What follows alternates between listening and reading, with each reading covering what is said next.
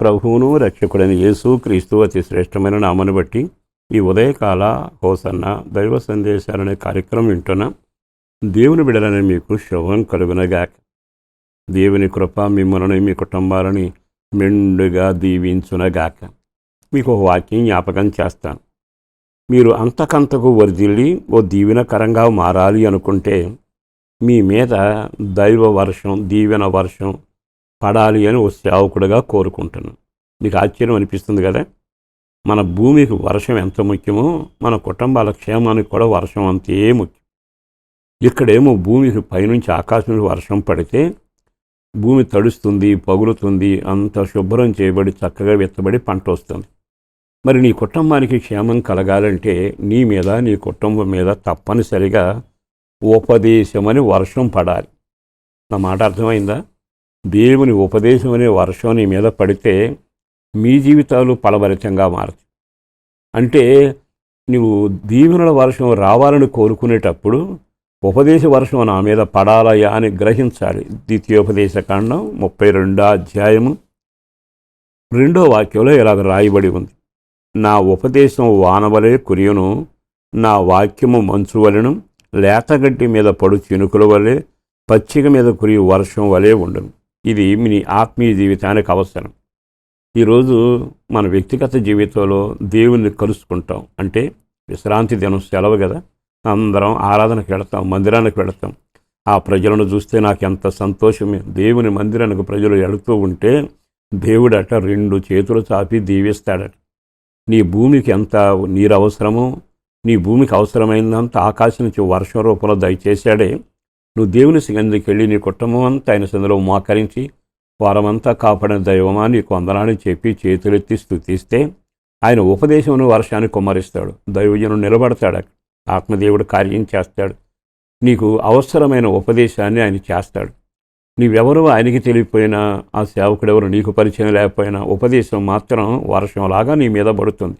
గడ్డి మీద మంచులాగా పడుతూనే ఉంటుంది. అది తడిస్తే ఉదయాన్నే లేవగానే పచ్చిక మీద చినుకులు పడితే మంచు బిందువులు చూస్తే ఎంత ముచ్చటగా ఉంటుంది. అంటే దేవుడు నువ్వు సన్నిధికి వెళ్ళి ఆదివారపు ఆరాధనలో పాలు పొంది ఆయన వైపు అలా తేరి చూస్తుంటే మంచు బిందువులకు ఉన్న ముత్యం లాంటి మెరుపు నీకు కలుగుతుంది. ఉపదేశం నిన్ను మారుస్తుంది. ఆ తర్వాత వర్షంలాగా తడుపుతుంది. నీలోని అవరోధాలు, ఆటంకాలు, బలహీనతలు, బుద్ధిహీనతలు, తొందరపాట్లు, అది ఏదైనా అవిశ్వాసంతో సమస్తం కొట్టివేయబడి మరలా హృదయాలు సస్యశ్యామలంగా మారేట్టుగా వాక్యం మారిస్తే ఐక్యపడిన కుటుంబంలో ఐక్యత మొదలవుతుంది. మాట విన పిల్లల జీవితాల్లో మాటలు వింటారు. ఆగిపోయిన అవరోధం కలిగించిన కష్టాలన్నీ తొలగిపోతాయి. పిల్లల వివాహ విషయం ఏంటి, ఆత్మీయ జీవితం ఏంటి? కనుక డబ్బుండి వివాహాలు అవ్వటం లేదుగా, పొలాలుండి పంటలు ఎదిగా, బిల్డింగులుండి నెమ్మది లేదుగా, బావిదైతే ఓట లేదుగా. దేవుడు కనికరించాలి. మీ కుటుంబాలు వ్యక్తిగతంగా మీ వ్యక్తిగత కుటుంబ జీవితం మీద ఉపదేశం అనే వర్షం కురిస్తే మీరు దీవించబడతారు. అది మిమ్మల్ని నూతనంగా మారుస్తుంది. మంచి మనుగడ నీ కుటుంబంలో కలుగుతుంది.